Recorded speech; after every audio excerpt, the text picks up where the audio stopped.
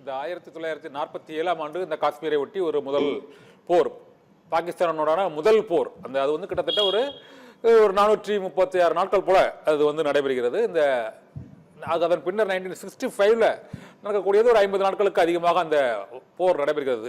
அதன் பின்னர் இந்த 71 ஒரு 13 டேஸ்ல முடிஞ்சு போகுது அந்த வங்கதேச போரானது. இவையெல்லாம் ஒரு கன்வென்ஷனல் வார் அந்த லிஸ்ட்லயா இல்லை ஒரு ஷார்ட் டேர்ம் வார் அந்த லிஸ்ட்ல வருதா சார்?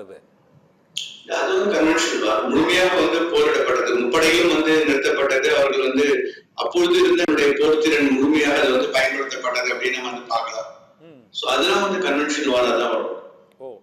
இல்ல இது அது போன்ற சூழ்நிலை இப்போது இருக்காங்க. இப்ப முழுமையான அந்த கன்வென்ஷனல் வார்க்கான அந்த வாய்ப்பு இல்லை. நம்ம அந்த அளவுக்கு எடுத்துக்க மாட்டோம். நம்ம ஒரு லிமிட்டட் வாரா தான் பண்ண போவோம். அவர்களுக்கு பாடம் கற்பிப்பதற்காக அவர்கள் அந்த எஸ்கலேட் பண்ணி அடுத்த லெவலுக்கு அவங்க கொண்ட போனார்.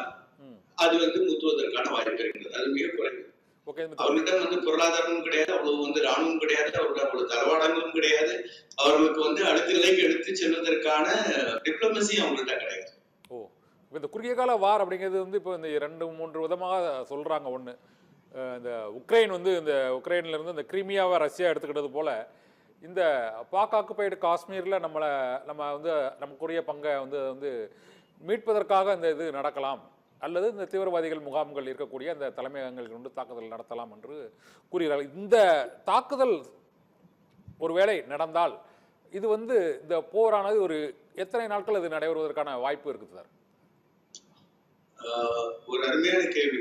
அதாவது போர் தொடங்குவதற்கு நாள் தான் நம்ம குறிக்க முடியும். எந்த நேரத்தில், எந்த இடத்தில், எப்பொழுது, எப்படி போர் தொடுக்கின்றோம் அப்படிங்கிறது தான் நம்ம வரையறுக்க முடியும். அது எப்பொழுது முடியும், எப்படி முடியும் அப்படிங்கிறது யார் கையிலுமே கிடையாது.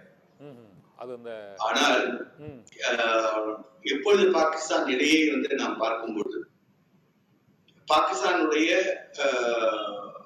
பொருளாதாரத்தை பார்க்கும் பொழுது, ராணுவத்தை பார்க்கும் பொழுது, ராணுவ வீரர்களுடைய அந்த நிலையை பார்க்கும் பொழுது, அங்கு இருக்கக்கூடிய தலைமையை பார்க்கும் பொழுது, அது மாதிரி மற்ற நாடுகளோடு இருக்கக்கூடிய அவர்களுக்கு அந்த வெளியுறவை பார்க்கும் பொழுது, நாம் அவர்கள் ஒரு வாரம் தாக்குப்பிடிப்பது கஷ்டம். அதாவது முழுமையான வாரம் ஒரு வாரம் தாக்குப்பிடிப்பது கஷ்டம். ஆனால் ஒரு லிமிட்டட் வாருக்கு போறப்ப அவங்க ஒரு 2-3 மாதம் வரை அவர்களால் தாக்குப்பிடிக்க முடியும். ரஷ்யாவுடைய அதாவது இப்ப சைனாவுடைய உதவி, பாக்கி ஏதாவது ஒரு நாடுகள் அவங்களுக்கு பொருளாதார உதவி கொஞ்சம் கொடுக்குறாங்க, வெப்பன் கொடுக்குறாங்க. அது மாதிரி சிறு உதவி கிடைக்கும் பொழுது இந்த வாரம் எலாபரேட் பண்ணி எக்ஸ்டெண்ட் பண்ணி அட் த மோஸ்ட் அவங்களால ஒரு 2-3 மாதம் வரை தான் அவர்களால் எடுத்து செல்ல முடியும். அதுக்கு மேல அவங்களால முடியாது. நான் சொல்றது லிமிட்டட் வாரம். இது ஃபுல் ஃபிளட்ஜ்ட் வாரம் தான் அவங்க ஒரு வாரத்துல தாக்கு பிடிக்க முடியும். அவங்க இருக்கக்கூடிய ரிசோர்ஸ். ஏன்னா இந்த கார்கில் கார்கில் அந்த பிரச்சனையை பொறுத்தவரை, கார்கில் பகுதியில் இருக்கிற அந்த அந்த பிரச்சனையை அது ஒரு கிட்டத்தட்ட ஒரு 2 மாதங்கள் வரை அது நீடித்தது, ஒரு 50 நாட்கள் வரை அது நீடித்தது. அதற்கு முன்பு நடைபெற்ற அந்த 71 வாரானது ஒரு 13 டேஸ்ல முடிஞ்சது. அதாவது இதை விட ஒரு பெரிய முடிஞ்சிட்டு அது போன்று முடிந்து விட்டது. இது போல ஒரு இடத்தை பிடிப்பது இல்லது ஒரு இடத்தை அந்த முழுமையான போர் அந்த 71ல் 13 டேஸ்ல முடிஞ்சது. கார்கில் வார் கிட்டத்தட்ட ஒரு 2 மாதம் வரை அது நீட்டிப்பதற்கான அந்த காரணம் என்ன சார்? அதுபோல இதுவும் 2 மாதங்களுக்கு அதிகமாக இந்த ஒரு சிறிய பகுதியை மீட்பதற்கோ அல்லது அதை உரிமை கொண்டாடுவதற்கோ அந்த போர் நீடித்தால் அதை நிறுத்துவதற்கான ஒரு சர்வதேச சூழல் இருக்குது. ஐக்கிய நாடுகள் சபை, ஏன்னா கடந்த 3 போர்களையும் ஐநா சபை தான் அதை நிறுத்தி வைத்திருக்கிறது. கார்கில் வார் வரை இந்த முறையும் அது போன்ற சூழ்நிலை ஏற்படுவதற்கு வாய்ப்பு இருக்காது சார்? ஐக்கிய நாடு சபையினுடைய முக்கியமான தலையீடு அப்படின்னு பார்க்கும்போது ரொம்ப பெரிய லெவலா இருப்பதற்கு வாய்ப்பு கிடையாது. ஐக்கிய நாடு சபையில இப்ப நம்ம பார்த்தோம் அப்படின்னா அவங்க செக்யூரிட்டி கவுன்சில் நம்ம போடும் பொழுது நமக்கு ஆதரவாக ரஷ்யா ஓட்டளிக்கும், நமக்கு ஆதரவாக அமெரிக்கா ஓட்டளிக்கும். சோ அது நமக்கு ஒரு நெருக்கடியான நிலையை அவர்களால் செக்யூரிட்டி கவுன்சில் மூலமாக கொடுப்பதற்கு வாய்ப்பு கிடையாது.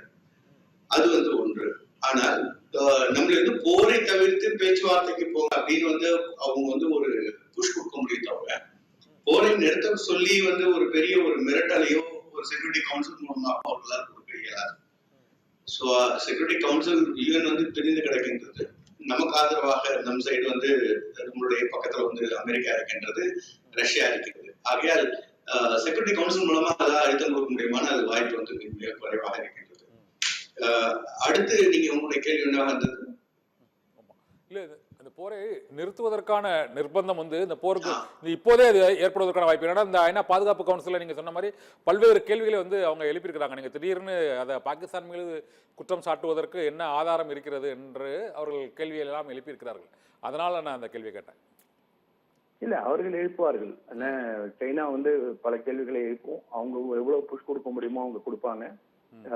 எப்பொழுது வந்து இந்தியாவின் மீது 26/11/2008 நடந்த தாக்குதலாக இருக்கட்டும், மும்பையுடைய தொடர் குண்டு வெடிப்பாக இருக்கட்டும், மற்ற இடத்துல நடந்த அந்த நம்ம சொல்ல நம்முடைய பார்லிமெண்ட்ல நடந்த தாக்குதலாக இருக்கட்டும், அப்பொழுது வந்து நாம் கொடுத்த அந்த எவிடன்ஸுக்கு வந்து யுனைடெட் நேஷன் ஆர்கனைசேஷன் யூஎன்ஓ என்ன செய்தது?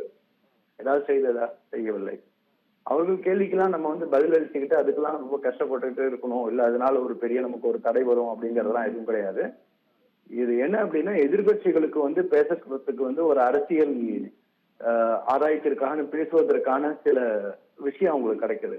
ஏன்னா நேத்து கூட ஒரு பேட்டியில நான் பேசிட்டு இருக்கிறப்ப விவாதத்துல கேட்டாங்க, என்ன ஆதாரம் இருக்கின்றது பாகிஸ்தானை தாக்குவதற்கு அப்படின்னு. ஸோ பாகிஸ்தானுடைய வாய்ஸ் ஆஃப் பாகிஸ்தானாக பல பேர் இங்க பேசுவதற்கான வாய்ப்பு தான் அது ஏற்படுத்தி கொடுக்கும் தவிர அது மிகப்பெரிய ஒரு தாக்கத்தை இந்தியாவின் மீது ஏற்படுத்துவதற்கான வாய்ப்புகள் கிடையவே கிடையாது. அப்புறம் வந்து இந்த போர் வந்து எவ்வளவு நாள் நடக்கலாம் அப்படின்னு நீங்க வந்து இன்னொரு கேள்வி வந்து கேட்டிருந்தீங்க. இந்த போர் வந்து அதான் நான் சொல்றபடி மேபி ஒரு ஃபுல் ஃபிளெட்ஜ்டு வார் போனதுன்னா அட் த மோஸ்ட் ஒரு 10 நாள்ல இருந்து 12 நாள். இது வந்து ஒரு செமி கன்வென்ஷனல் ஒரு ஒரு லிமிட்டெட் வாராக போச்சு அப்படின்னு சொன்னா 3 to 4 மாதங்கள். அதுவும் வந்து பாகிஸ்தானுக்கு மற்ற நாடுகளிலிருந்து நிறைய உதவி கிடைக்காது. 2 to 3 மாதங்கள் நடக்கும். அதை தாண்டி நடப்பதற்கான வாய்ப்புகள் கிடையாது. அதுதான் என்னுடைய கருத்தாக.